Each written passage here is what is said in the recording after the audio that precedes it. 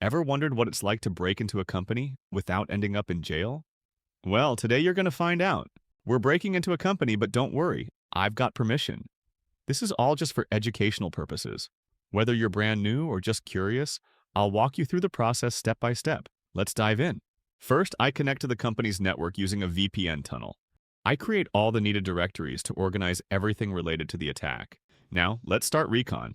Scanning for open ports to get a sense of the company's systems, services, and potential entry points. We see many active ports such as HTTP, Kerberos, or LDAP. While a deeper scan runs in the background, I check out port 80, HTTP. Websites often hide the most unexpected vulnerabilities. It looks like a standard Windows server running PHP. The first thing I notice? A contact form, which might come in handy for a phishing attack later. The only other thing we can see in the website is two files and no other content or functions we can attempt to exploit. The deeper port scan reveals more.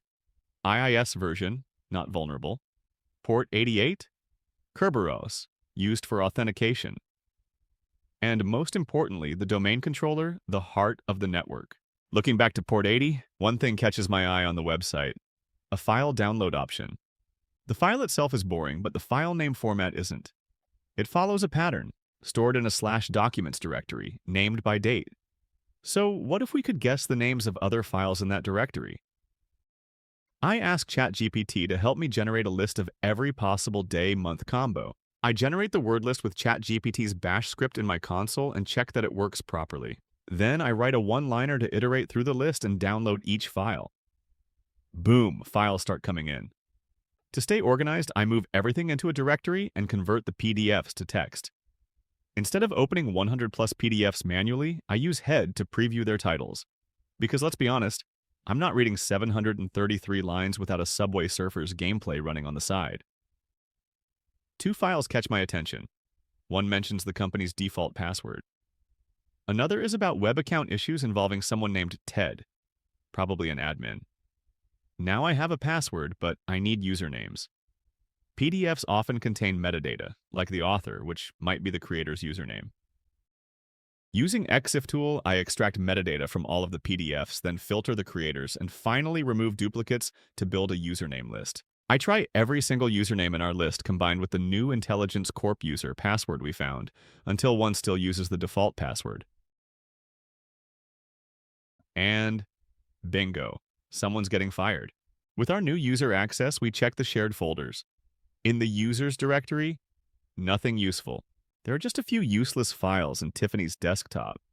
It does not look that we can do much over there. But in the IT folder, I find a PowerShell script. So I download it to examine it. Looks promising. So basically, what this script does is very simple. First, it asks the network for all the computer names that start with web, using a service called DNS, which is responsible for assigning these names. Then it checks if each one is working. If it's not, an email is sent to notify Ted Graves. It is important to know that during this process, Ted's credentials are being used to authenticate. If we can add a malicious DNS record starting with web, the script might trigger Ted to authenticate to us, leaking his credentials. Luckily, some random guy on GitHub already wrote a script to do this, so I just download it and read the manual. Then I change the DNS record using the credentials we found and name it with anything that starts with web. I set up Responder to act like a fake service on the network and wait for the script to run. A few moments later, we catch Ted's NTLMv2 hash. Even thought this thing works as a password. Let's try to crack it.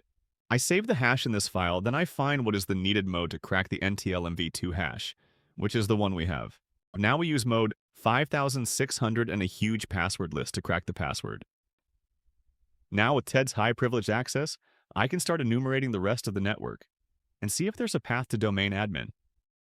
The first thing I do is to enumerate the network's shared files, just in case Ted has access to some high privilege resources such as admin.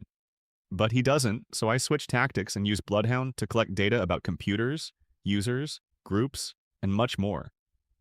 Then I run the data visualizer to map the relationships between users, computers, and groups. After examining the data, hunting for a path, it looks like this time we got lucky and Ted is in the IT support group. This allows him to modify a service account which has privilege over the entire network. So by having control over Ted's account, I have completely owned this company. This was a quick demo showing how chaining small security flaws in a business environment can lead to a complete takeover from an attacker. I hope it helped you understand a little bit better how attackers operate. Stay safe.